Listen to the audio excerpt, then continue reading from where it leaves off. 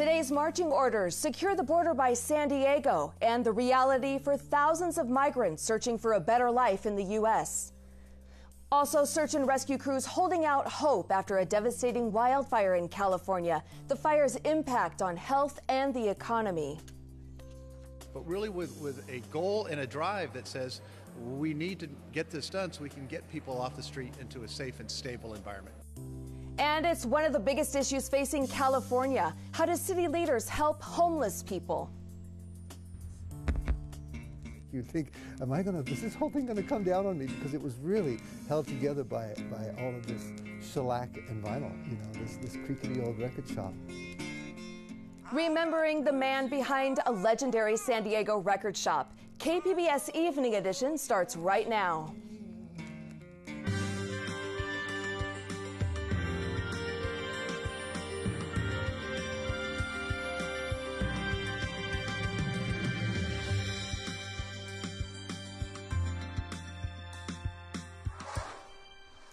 Good evening. Thanks for joining us. I'm Susan Murphy.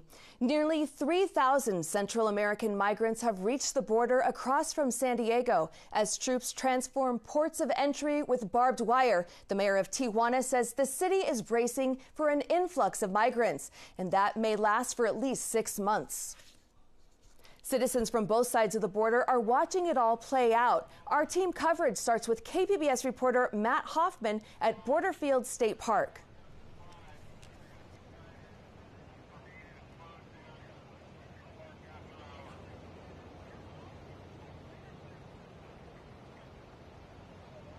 Yeah, Susan, we're out here at Borderfield State Park right now. Right behind me, we're right where the wall meets the water here. We're on the U.S. side. We actually just got told by CBP that we need to leave Borderfield State Park because it closes at 5, so we're going to try to do this as quick as possible. But as you can see behind me, there's a heavy presence of Border Patrol out here. Other than that, there's not too many people out here right now, but Border Patrol's been out here all day. We got here earlier. There were just a few agents. You can see over there some contractors. They're working to put barbed wire up on the wall here. There were a couple guys who jumped up on top earlier, kind of taunting Border Patrol. Other than that, it's been very, very quiet down here. Now, we had a chance to talk to a couple people who came and visited, and one gentleman says that he thinks that people should be allowed over, but that there needs to be a process. Again, you don't just, let them all in. I think you got to find people that are able to work. You got to find able-bodied people, and then you got to be able to find, I'm all for checking the backgrounds of people, too. Because there's people that you don't want over here. I don't think there's a lot of people like that.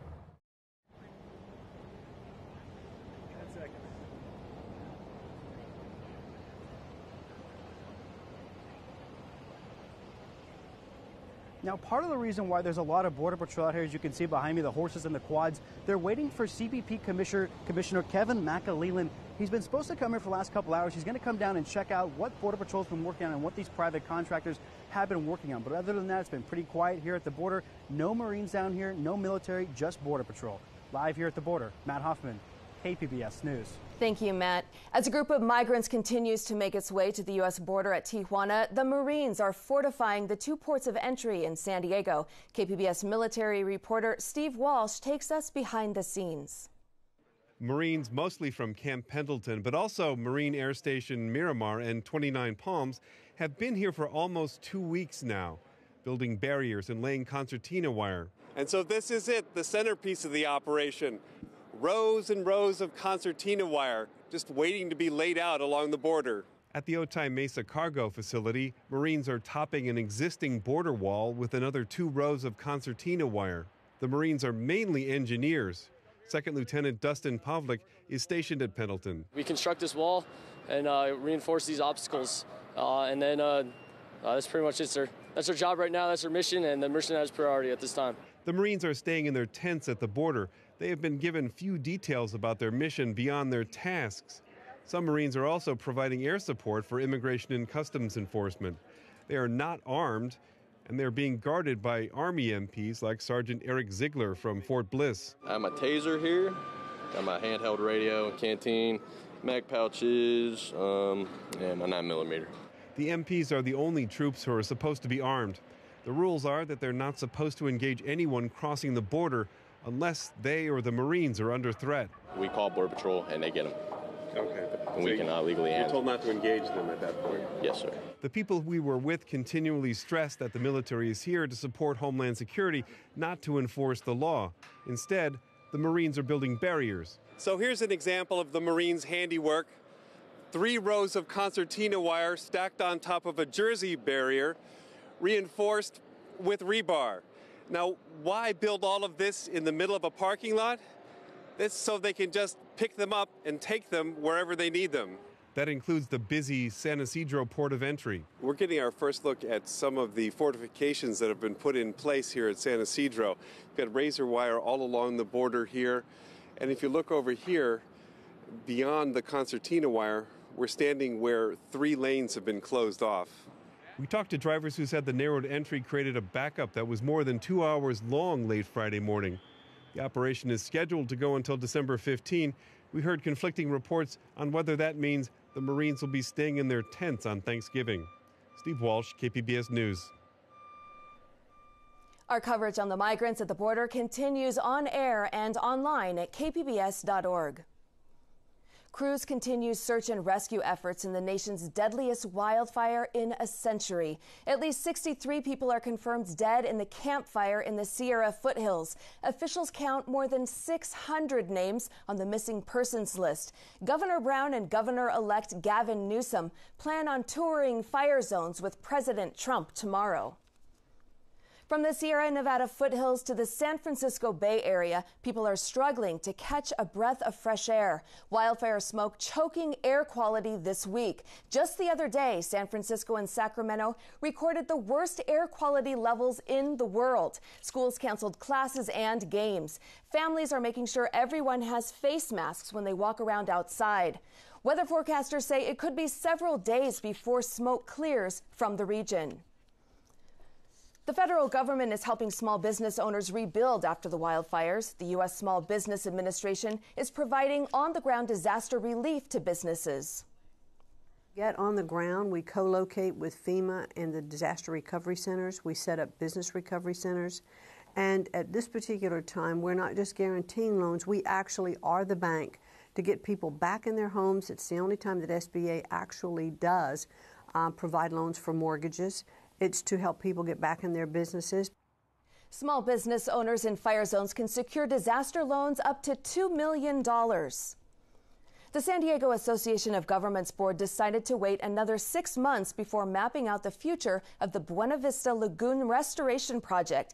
KPBS reporter Eric Anderson has details. The Buena Vista Lagoon needs some help. Sediment is filling the basin and cattails are overrunning the edges of the freshwater lagoon.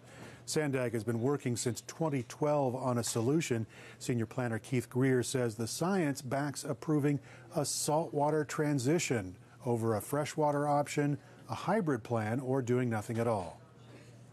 It reduces flooding, it promotes more endangered species habitat, reduces the amount of mosquitoes that carries disease, and increases water quality. That combined with the fact that it also promotes or advances our transportation projects in the future, it made it for the best project to go forward with. Homeowners opposed to the saltwater plan asked for and got an extension to work out a possible compromise solution. Conservationists back the planner's finding that the saltwater option is the best choice. Sandag will take up the issue again in late spring. Eric Anderson, KPBS News. San Diego Mayor Kevin Faulconer said today that courage and action are key in combating homelessness. KPBS's Amitha Sharma says Faulconer's comments came during a conversation with other mayors at a meeting in Sacramento. Faulconer told mayors from the state's 4 largest cities that every solution to helping the homeless has to be explored. He touted San Diego's bridge shelters, which house the homeless in tents, its parking areas for people living in their cars, and storage centers for belongings. He said a dose of boldness also helps. And you'll get a lot of folks who will say, you know, I support the bridge shelters. I think that's a great idea. It's working. But I just don't want one here, right? And so one of the things that we all deal with in terms of NIMBYism, in terms of folks that want to help people, is to say, this is not something to be feared. This is something that is going to have the desired results that I think all of us want to see. Faulconer also said the state needs to reinstate funding for affordable housing. I'm Amita Sharma, KPBS News.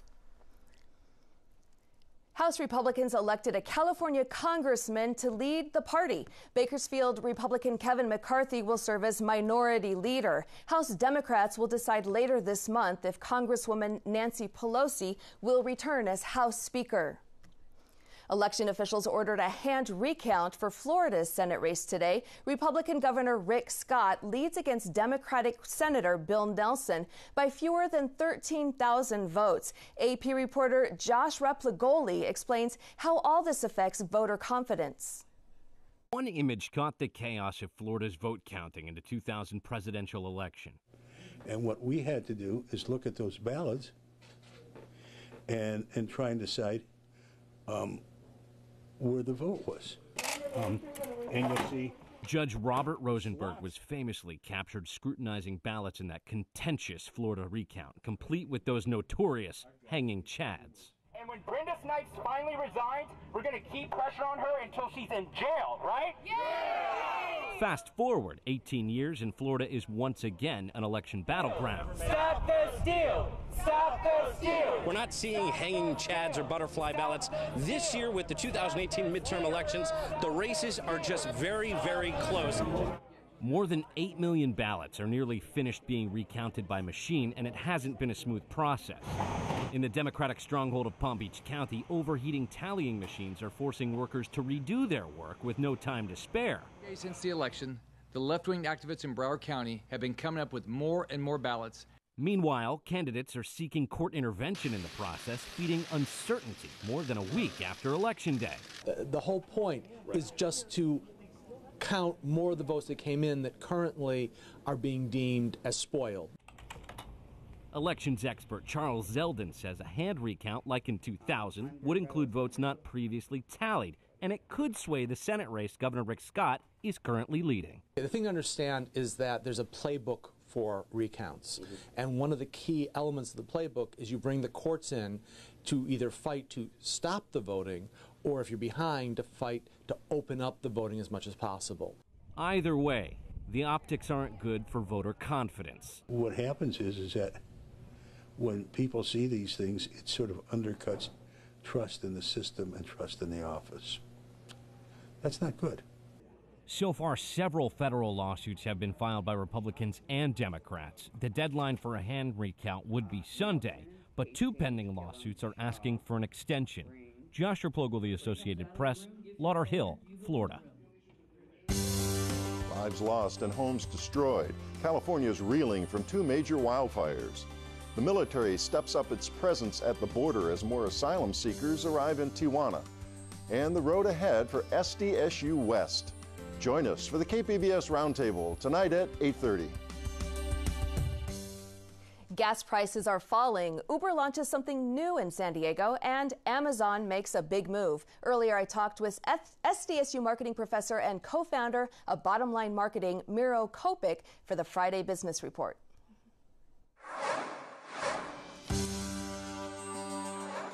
Miro, gas prices are dropping, and just in time for Thanksgiving. And what's behind that trend?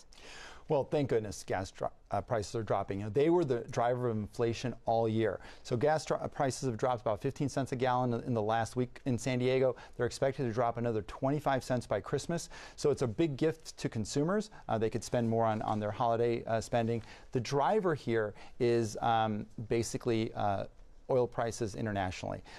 In early October, price per barrel was over $70 per barrel. There was a lot of fear about the sanctions on Iran. It was looking that prices could go as high as $90 a barrel, which would have put gas prices at over $4.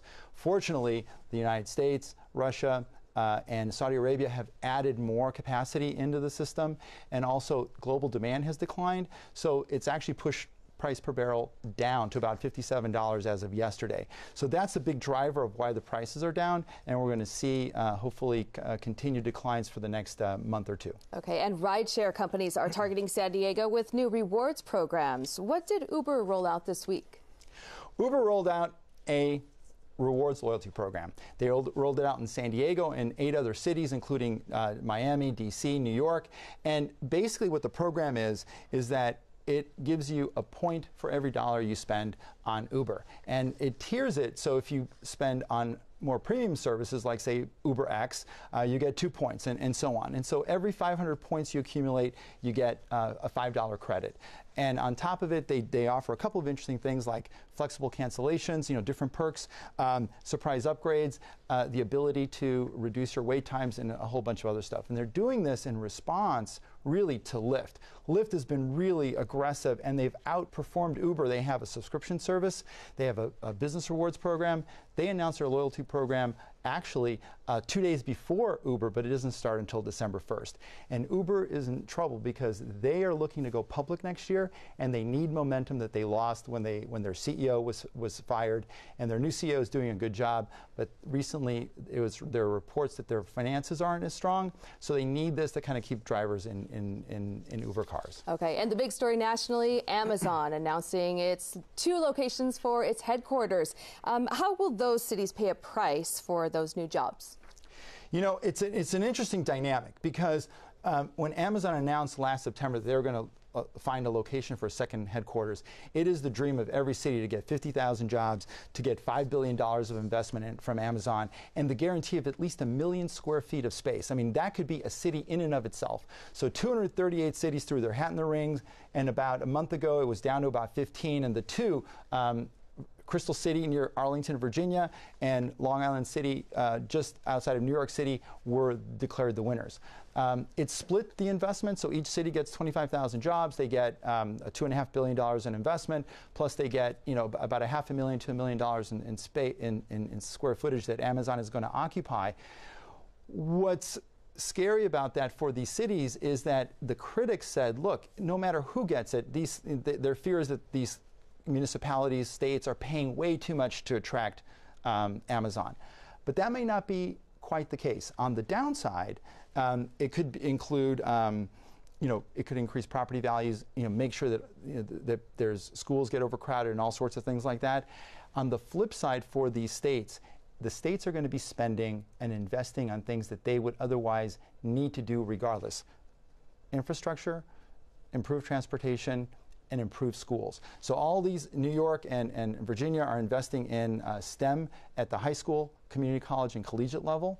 And so it's going to make sure that they become the tech hubs that they would like to be, and they're going to be able to attract a lot more investment, not just from Amazon, but a lot of companies that want to be around the Amazon ecosystem. Okay, Miro Kopik, thank you so much for joining us.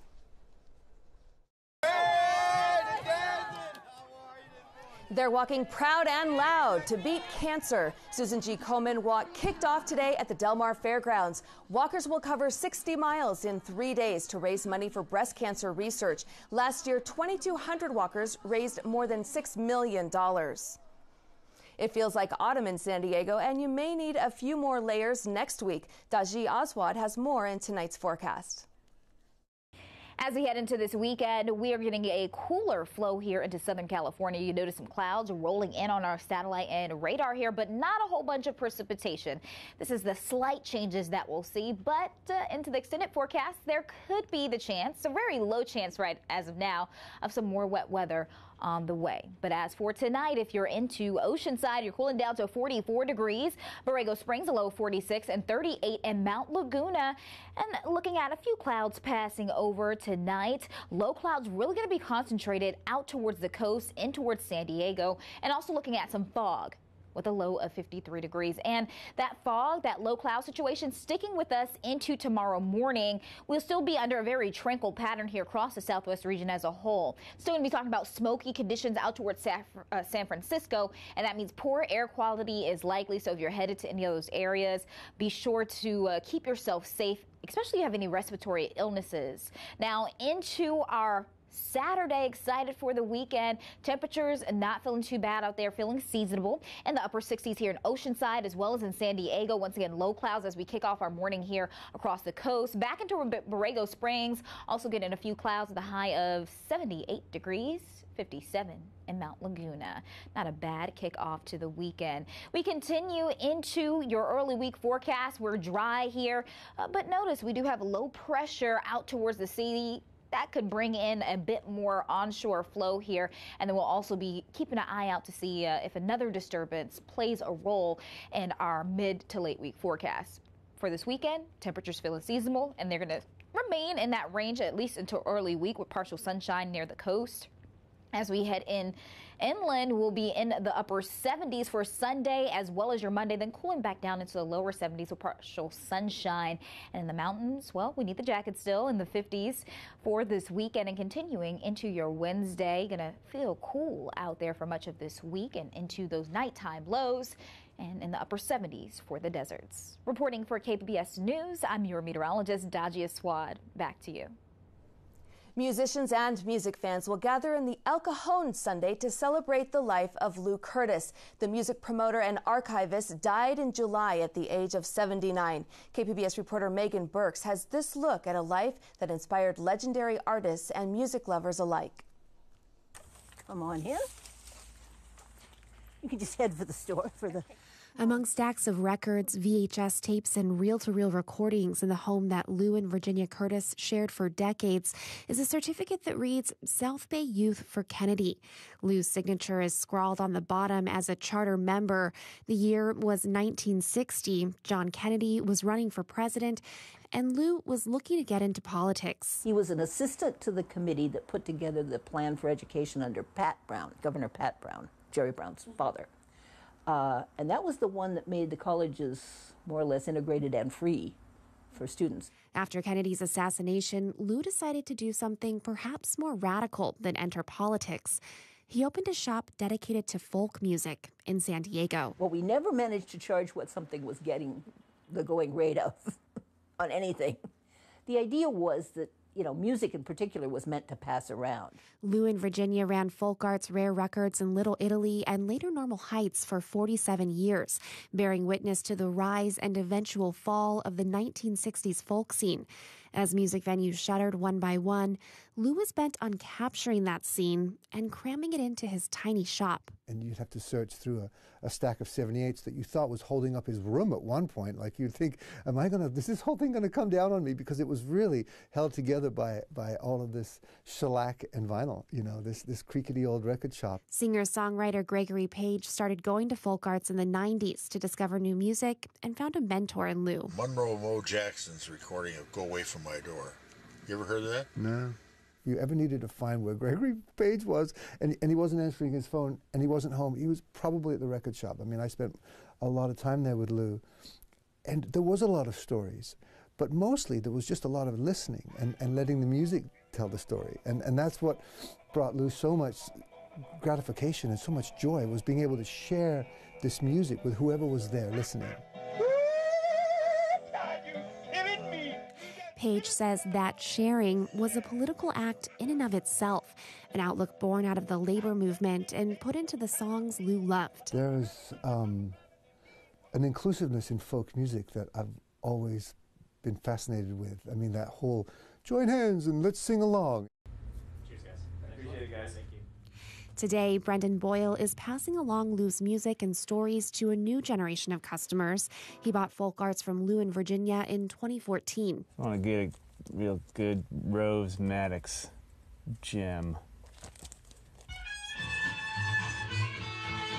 When he was 13, he used to frequent this country music club in National City, which I think was really rough. A lot of rowdy sailors, and he saw Maddox Brothers and Rose perform there multiple times, and I think he wasn't allowed to be there, but he just through his charming personality kind of got the door guy to allow him to sit in the back, stand in the back, because he just cared about the music. Whoa, sailor, be careful what you do.